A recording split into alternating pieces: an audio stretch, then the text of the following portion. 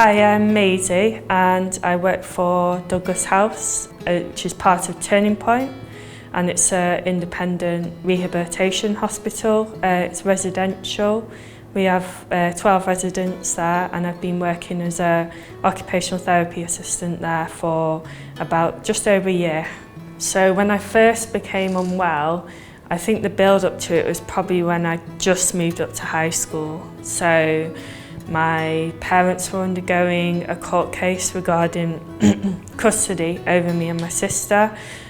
So obviously there was a lot of insecurity around that and lots of feelings that came up, but I was also battling the fact that I was moving up to high school and it's going to be challenging, and I really felt that it was going to be challenging socially as well, because I had quite a secure group of friends in primary school and we were all going to different places, and so unfortunately my worries came true in a way, because I didn't really feel like I fit in. I was being bullied at one point. I became known as quite awkward and nerdy, and I was kind of withdrew more than I did in primary school.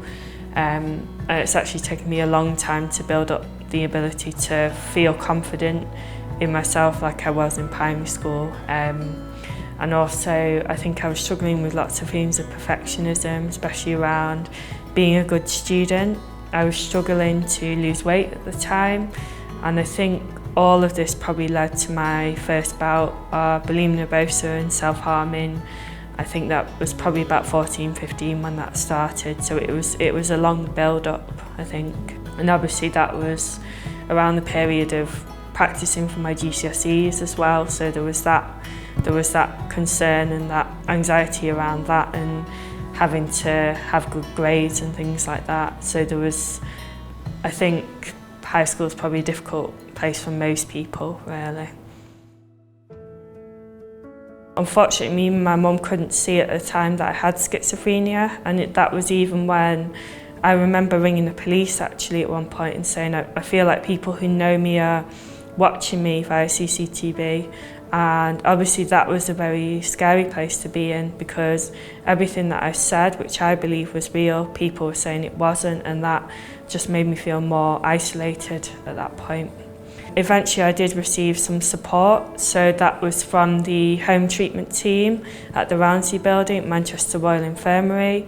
I didn't really engage with that support well, because I felt as though I didn't need to be on medication, I didn't have an illness. I felt all consumed by my schizophrenia and sometimes my eating issues as well, so I wasn't able to fully accept that support at the time.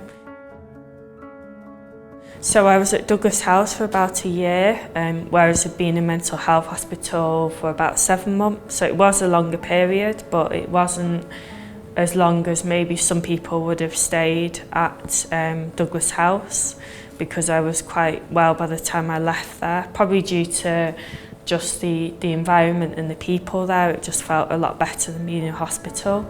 The support that I received there was vast, so one of the things that I remember a lot was being supported with living skills, which I now support other people with, and I was just grateful for that help at the time. As well, I was supported with by the support workers and nurses, so they helped me look at the recovery star model, which is a way of rating where I was in my recovery. So some of the areas are things like relationships, managing mental health, addictive behaviours. It was really it helped me to look at my recovery in a very holistic way. And a way that encouraged me to look at my progress as well, which was really important. I did become a peer support worker at Douglas House, and that's how I started my journey to becoming an occupational therapy assistant. I think they have an enormous benefit, both peer mentors and peer support workers, in terms of adding to mental health services. So I think that, and I will focus on peer support workers and peer mentors specifically, about people who work in mental health services who have lived experience. So for example, these people may be helpful to service users because they show a way through, and a way that service users may even be able to see that they could volunteer or even become employed in the future. And working both as a peer support worker and an occupational therapy assistant, I've had service users come up to me and say, I'm really inspired by the peer mentors that work at Douglas House, and how can I do that myself? So I think that's amazing to be able to support people with that. I think the guidance that I would give to someone who is struggling is probably the guidance that I try to remember to give myself, is to be gentle with yourself and to remember that you're human, and to be kind to yourself because you are struggling. And also, I kind of think of it, and this is the way I explain it, as like a mental health toolbox.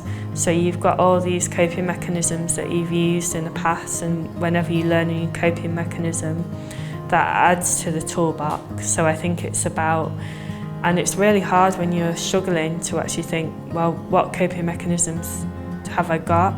So maybe sometimes that's where support and guidance from other people comes in, to help you remember just what you've got already that you can help to support you. So I'd also say to people, reach out to other people, explain how you're feeling, don't hold it all in, because that's sometimes where things break and you struggle even more. So that's probably what I'd say.